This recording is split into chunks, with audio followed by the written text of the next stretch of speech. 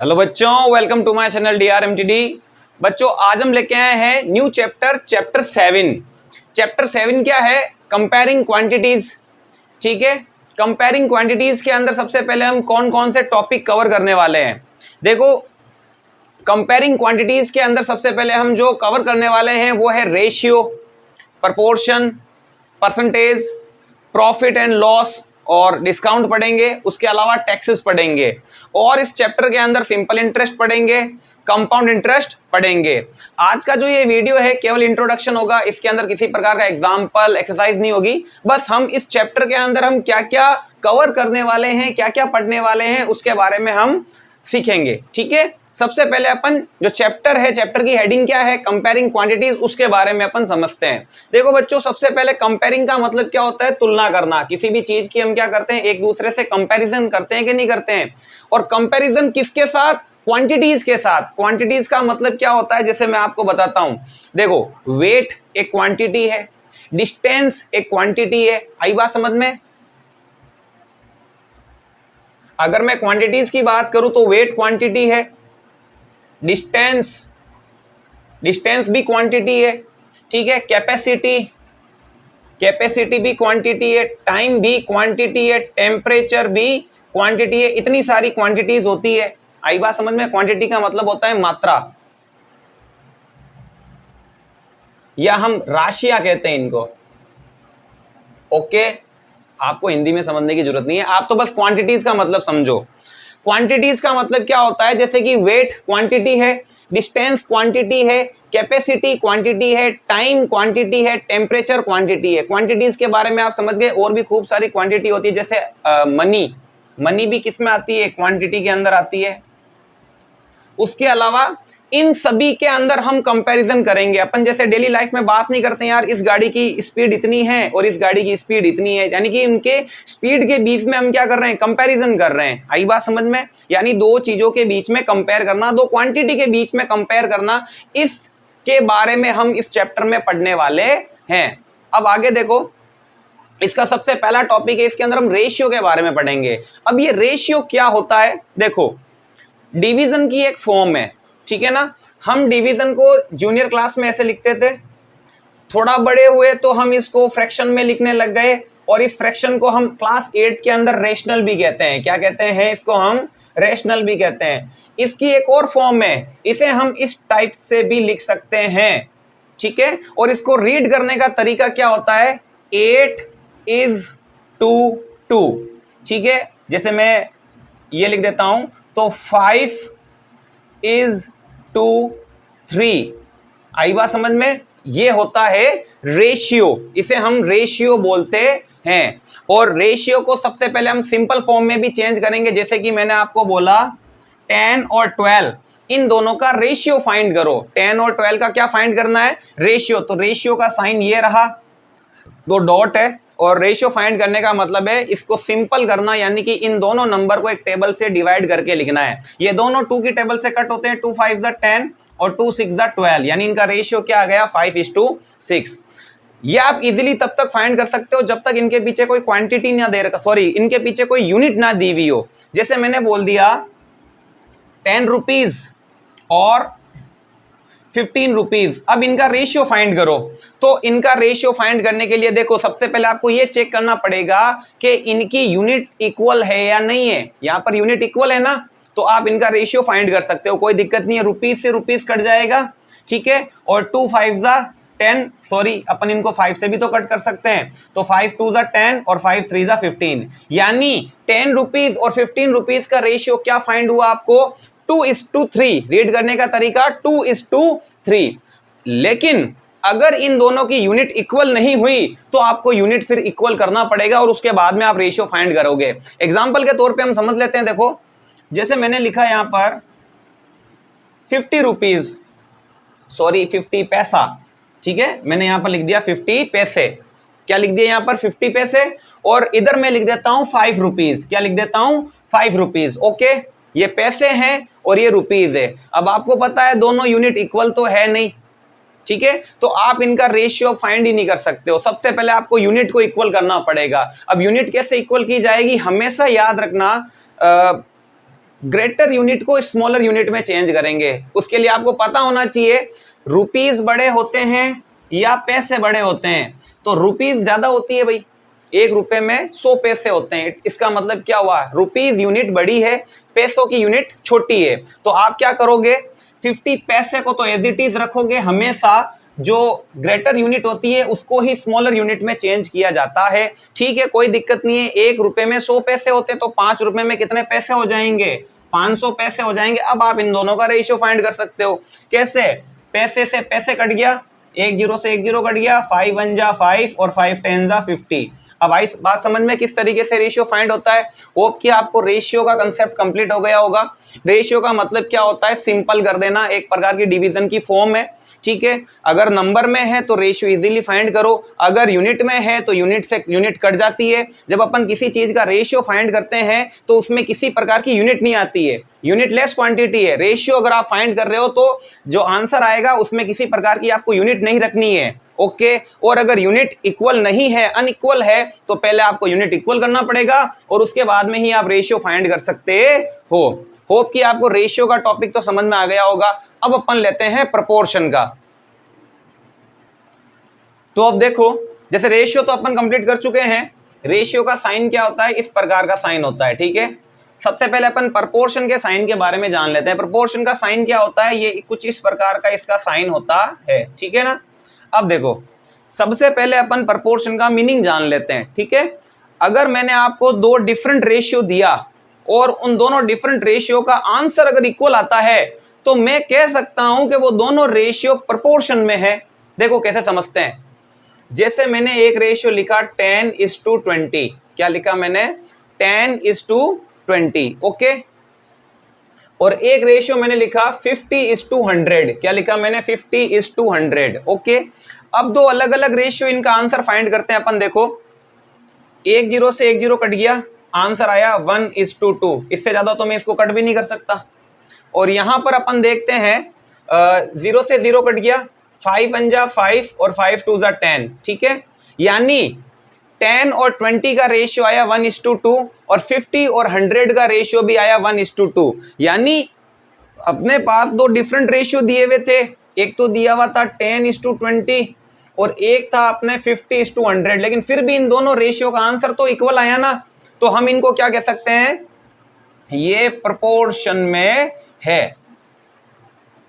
2 different ratio का अगर answer equal आता है तो उन्हें हम क्या कहते हैं, प्रोपोर्शन कहते हैं। प्रोपोर्शन चेक करने का एक दूसरा तरीका भी है। अगर मुझे चेक करना है कि ये दोनों रेशियो प्रोपोर्शन में है तो उनके लिए बच्चों एक फॉर्मूला भी है। फॉर्मूला क्या है, product of means equals to product of extremes. इसका मतलब होता है ये जो दोनों बाहर वाले नंबर है ना, इनका मल्टीप्लाई करो और जो दोनों अंदर वाले नंबर है इनका मल्टीप्लाई करो। यानी कि 10 और 100 का मल्टीप्लाई करो और 20 और 50 का मल्टीप्लाई करो। इनको मल्टीप्लाई करोगे तो 1000 आएगा और इनको मल्टीप्लाई करोगे तो भी 1000 आएगा। यानी प्रोडक्ट ऑफ एक्सट्रीम्स और प्रोडक्ट ऑफ मीन्स का आंसर अगर इक्वल है तो हम कह सकते हैं कि ये दोनों रेशियो प्रोपोर्शन में है। और ये आपके प्रोपोर्शन का क्या होता है, साइन होता है। आई बात समझ में, आपको प्रोपोर्शन भी समझ में आ गया होगा। नेक्स्ट है अपने थर्ड टॉपिक है परसेंटेज। अब ये परसेंटेज क्या होते हैं, ये वर्ड तो आपने सुना भी होगा। आपके जब एनुअल एग्जाम होते हैं और जो आपका रिजल्ट आता है वो परसेंट में ही तो आता है। कोई कहता है मेरे 95% बने हैं, कोई कहता है मेरे 94% बने हैं, कोई कहता है मेरे 80% बने हैं। और परसेंटेज का साइन कैसा होता है, परसेंटेज का साइन कुछ इस प्रकार का होता है। ठीक है ना, ये परसेंटेज का साइन होता है। एक चीज और आप समझो कि अगर किसी फ्रैक्शन के डिनोमिनेटर में 100 होता है ना, अगर किसी फ्रैक्शन के डिनोमिनेटर में क्या हो, 100 हो, तो उसका भी मतलब परसेंटेज ही होता है। देखो कैसे, जैसे कि मैंने लिखा 60/100, क्या लिखा 60/100, ये एक फ्रैक्शन है या नहीं है, बिल्कुल है। तो इसका जो डिनोमिनेटर है वो क्या है, 100 है। तो इस 100 को, डिनोमिनेटर का जो 100 होता है, इसे भी आप फ्रैक्शन कह सकते हो। कैसे, इसको आप हटाओ, इसको डिनोमिनेटर का जो 100 है इसको आप रिमूव करो और 60 के साथ में लिख दो परसेंटेज, ठीक है। यानी किसी भी फ्रैक्शन का जो डिनोमिनेटर है उसे भी आप कह सकते हो वो परसेंटेज होता है। ओके, परसेंटेज का साइन कैसा होता है, कुछ इस प्रकार का होता है। और मैं आपको समझाने की कोशिश करता हूं, जैसे कि मैंने किसी लड़के को 200 रुपए दिए, मैंने किसी लड़के को 200 रुपीज दिए। एग्जाम्पल के अकॉर्डिंग मैं आपको समझाता हूं। मैंने किसी लड़के को 200 रुपीज दिए, ठीक है, और मैं कहता हूं कि इसमें से 20% तू अपने फ्रेंड को दे दे। मैंने क्या कहा, मैंने किसी लड़के को 200 रुपीज दिए और मैंने कहा इसमें से 20% तू अपने फ्रेंड को दे दे। मैंने ये नहीं कहा कि तू 20 रुपीज अपने फ्रेंड को दे दे, मैंने ये कहा कि तू 20% अपने फ्रेंड को दे दे। अब 20% का मतलब तो उसको फाइंड करना पड़ेगा ना। मैंने ये थोड़ी कहा है कि 200 में से 20 रुपए अपने फ्रेंड को दे दे। अगर मैं उसको कहता 200 रुपीज में से 20 रुपीज अपने फ्रेंड को दे दे तो 200 में से 20 वो दे देता, उसके पास बचते 180 रुपीज। लेकिन मैंने क्या कहा उसको, मैंने कहा 200 रुपीज में से 20% तू अपने फ्रेंड को दे दे। तो अब उसे क्या करना पड़ेगा, 200 रुपीज का 20% फाइंड करना पड़ेगा। कैसे फाइंड करेगा, देखो 200 रुपीज ऑफ 20%, यानी कि 200 का 20%। ऑफ का मतलब हिंदी में का, और इसकी जगह पर आपको लिखना पड़ता है मल्टीप्लाई। ये रहा 20 और परसेंट हटेगा तो नीचे 100 लगेगा। यही तो मैंने यहां पर समझाया था आपको। देखो अगर परसेंट हटेगा तो नीचे 100 लगेगा, नीचे से 100 हटेगा तो इसके साथ में परसेंट लगेगा। तो मैंने वहां पर क्या किया, परसेंट हटाया, परसेंट जैसे हटेगा तो नीचे क्या लगेगा, 100 लगेगा। अब देखो 2 0 से 2 0 कट हो गए, 20 को 2 से मल्टीप्लाई करूंगा क्या आएगा 40। ये जो नंबर होता है ये डिनोमिनेटर से तो कटता है और न्यूमरेटर के साथ ये मल्टीप्लाई होता है। आपको भी पता है जब एक फ्रैक्शन और नंबर के बीच में मल्टीप्लाई होता है तो किस तरीके से हम सॉल्व करते हैं। इसको डिनोमिनेटर से काटना होता है और न्यूमरेटर के साथ इसको मल्टीप्लाई करना होता है। तो मल्टीप्लाई करने पर आंसर मिला 40, यानी वो अपने फ्रेंड को 40 रुपए देगा। मैंने उस लड़के को 200 रुपए दिए और मैंने उसको कहा कि 20% अपने फ्रेंड को दे दे, यानी 20% का मतलब क्या है, वो अपने फ्रेंड को 40 रुपए देगा। इसी के अकॉर्डिंग और भी क्वेश्चन आएंगे, थोड़े से अलग आएंगे लेकिन इसी पैटर्न पे आएंगे कुल मिला के। ओके, तो परसेंटेज का मतलब भी आपको समझ में आ गया है। अब अपन सॉल्व करेंगे कौन सा, नेक्स्ट टॉपिक है प्रॉफिट और लॉस, उसके बाद में डिस्काउंट और उसके बाद में टैक्सेस। टैक्सेस भी अलग अलग टाइप के होते हैं। आपके बुक के अंदर, आपके चैप्टर के अंदर 3 प्रकार के टैक्स दिए हुए हैं। एक तो दिया हुआ है जीएसटी, गुड्स सर्विस टैक्स, एक दिया हुआ है वेट, वैल्यू एडेड टैक्स, और एक टैक्स आपके और दिया हुआ है सेल टैक्स। ठीक है, तो इन तीनों टैक्सेस के बारे में हम पढ़ेंगे। ठीक है, तो ठीक है बच्चों, अपन शुरू करते हैं। अपन प्रॉफिट और लॉस, पहले तो अपन प्रॉफिट और लॉस पढ़ेंगे, देन बाद में अपन डिस्काउंट पढ़ेंगे और बाद में अपन टैक्स पढ़ेंगे। देखो सबसे पहले जितने भी प्राइस के अंदर अपन किसी चीज को खरीदते हैं उसे हम कॉस्ट प्राइस कहते हैं। मान लो कोई टॉय अपन ने 50 रुपए में खरीदा तो इसे आप कॉस्ट प्राइस कहोगे। इसकी क्या कहोगे, कॉस्ट प्राइस। शॉर्ट फॉर्म में हम इसे सीपी कहते हैं। क्या कहते हैं, सीपी। आई बात समझ में। मान लो कोई शॉप है, उसके ऊपर कोई टॉय है, तो टॉय उसे भी तो खरीदना पड़ा होगा। मान लो अपनी खुद की दुकान है, ठीक है, मेरी दुकान है और मैं अपनी दुकान के ऊपर टॉय बेचने के लिए मैं खुद टॉय लेके आता हूँ। कितने का लेके आता हूँ, 50 रुपए का मैं लेके आया, तो मेरे लिए ये कॉस्ट प्राइस हो जाएगी। आई बात समझ में। मैंने वो टॉय कितने में खरीदा, 50 रुपए में खरीदा, ठीक है, और मैं उसको बेच देता हूं, मान लो 40 रुपए में मैं उसको बेच देता हूं। ठीक है, तो इसे हम क्या कहेंगे, सेलिंग प्राइस। हम इसे क्या कहेंगे, सेलिंग प्राइस। शॉर्ट फॉर्म में हम कहेंगे इसे एसपी। क्या कहेंगे हम इसे, एसपी। अब एक बात बताइए, इधर मैं लिख देता हूं कॉस्ट प्राइस और इधर मैं लिख देता हूं सेलिंग प्राइस। ठीक है, मैंने 50 रुपए में तो खरीदा और मैंने 40 रुपए में बेच दिया, तो इस केस में कॉस्ट प्राइस ज्यादा है या सेलिंग प्राइस ज्यादा है, तो जाहिर सी बात है यहां पर कॉस्ट प्राइस ज्यादा है। और कोई भी इजीली इसका आंसर बता सकता है कि इस पूरे केस के अंदर, इस पूरे ट्रांजैक्शन के अंदर मुझे लॉस हुआ है। 50 रुपए में मैंने खरीदा और 40 रुपए में ही मैंने उसको बेच दिया, तो जाहिर सी बात है मुझे लॉस ही तो हुआ। जब कभी भी कॉस्ट प्राइस सेलिंग प्राइस से ज्यादा होगी तब हमेशा क्या होगा, आपको लॉस ही होगा। और अगर क्वेश्चन आगे कहता है कि लॉस फाइंड कीजिए, क्या फाइंड कीजिए, सॉरी ये तो बाद की बात है, लॉस फाइंड कीजिए। अगर मुझे कोई पूछे कि आपने 50 में चीज खरीदी 40 में बेची, लॉस कितने का हुआ, सिंपल सी बात है 50 में से 40 माइनस करके ही बता देंगे अपन। 50 में से 40 माइनस करेंगे तो 10 रुपीज का मुझे क्या हुआ, लॉस हुआ। लेकिन एक बात बताइए, मैंने 50 में से 40 माइनस किया है, तो जाहिर सी बात है cost price minus selling price, cost price minus selling price, ये लॉस निकालने का फॉर्मूला होता है। अगर आपको लॉस फाइंड करना है तो कॉस्ट प्राइस में से ही आपको क्या करना पड़ेगा, सेलिंग प्राइस फाइंड करनी पड़ेगी। ठीक है, कॉस्ट प्राइस में से आपको सेलिंग प्राइस माइनस कर देना है, आपको लॉस ऑब्टेन्ड हो जाएगा।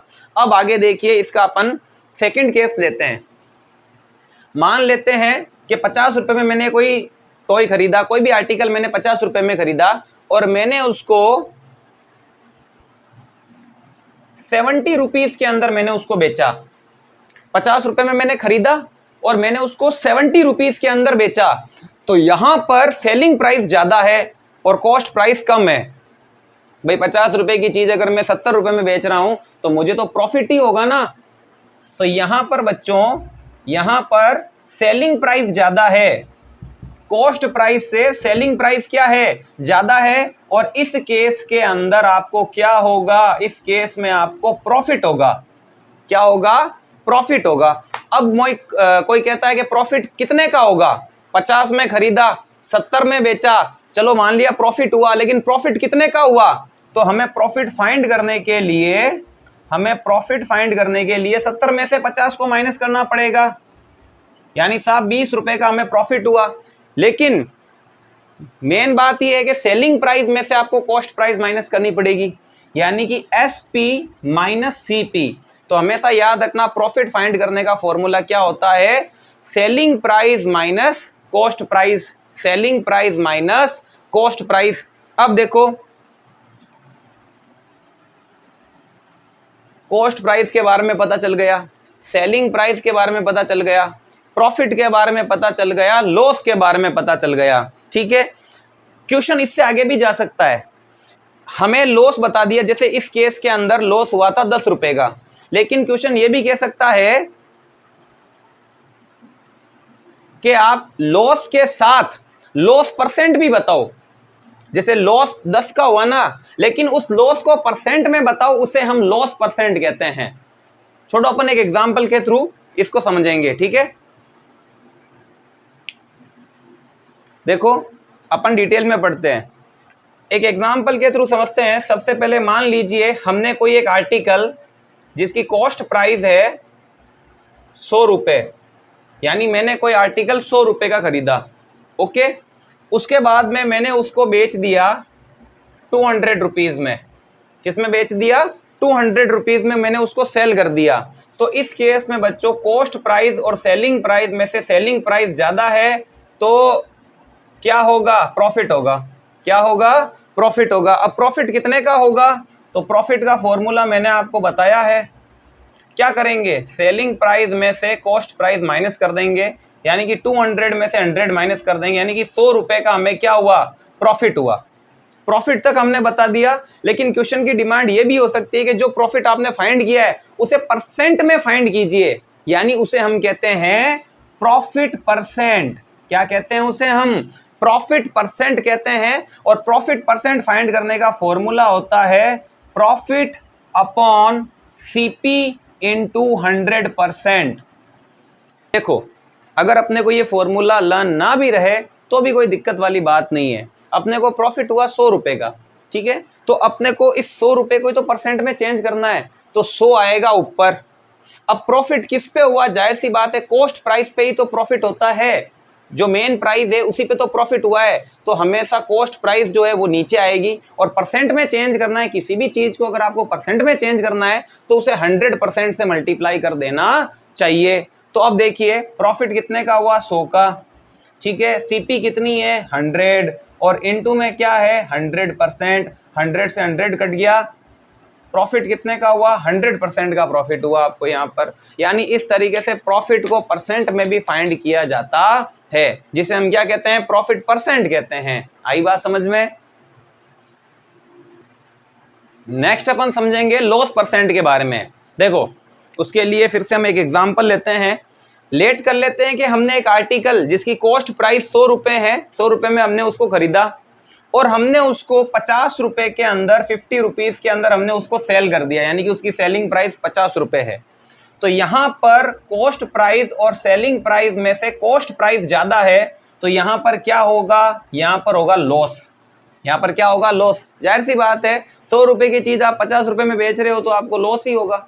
अब लॉस कितने का होगा, तो आपको क्या करना पड़ेगा, कॉस्ट प्राइस में से सेलिंग प्राइस माइनस करना पड़ेगा। तो 100 में से आप 50 माइनस करोगे तो 50 रुपए, यानी कि 50 रुपए का आपको क्या हो गया, लॉस।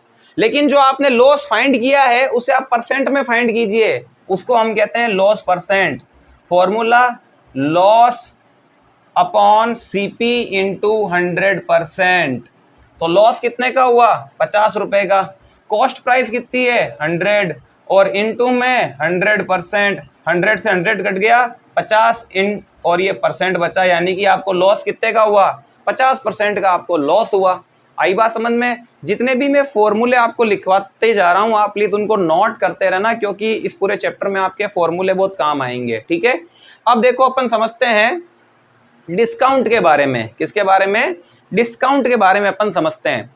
तो देखो जब अपन कभी भी किसी भी चीज को खरीदने के लिए जाते हैं या कोई भी आप परचेसिंग के लिए जाते हो, मान लो आप गए किसी भी दुकान के ऊपर और आपने कोई भी एक पैकेज देखा, कोई भी पैकेट देखा जिसके ऊपर मान लो कुछ रुपए छपे हुए थे, उसे हम MRP कहते हैं, मार्क्ड प्राइस।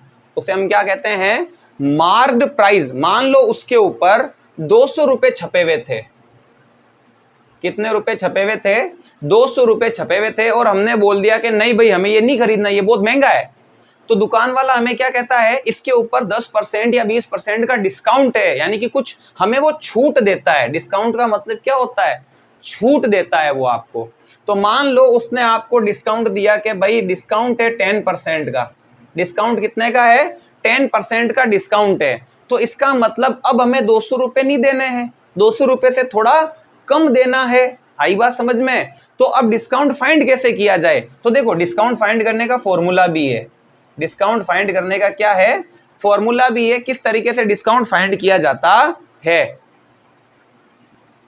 देखो क्या है वो फॉर्मूला, डिस्काउंट फाइंड करने का फॉर्मूला है, आपको जो भी डिस्काउंट परसेंट दिया हुआ रहे वो सबसे ऊपर, अपॉन में 100, इनटू में MRP, इनटू में MRP। कैसे, डिस्काउंट कितना दिया हुआ है 10 का, अपॉन में आपको 100, और ये 100 कहां से आया भाई, इस डिस्काउंट के साथ में ये परसेंट भी तो होता है, तो परसेंट हटेगा तो नीचे 100 भी तो लगेगा।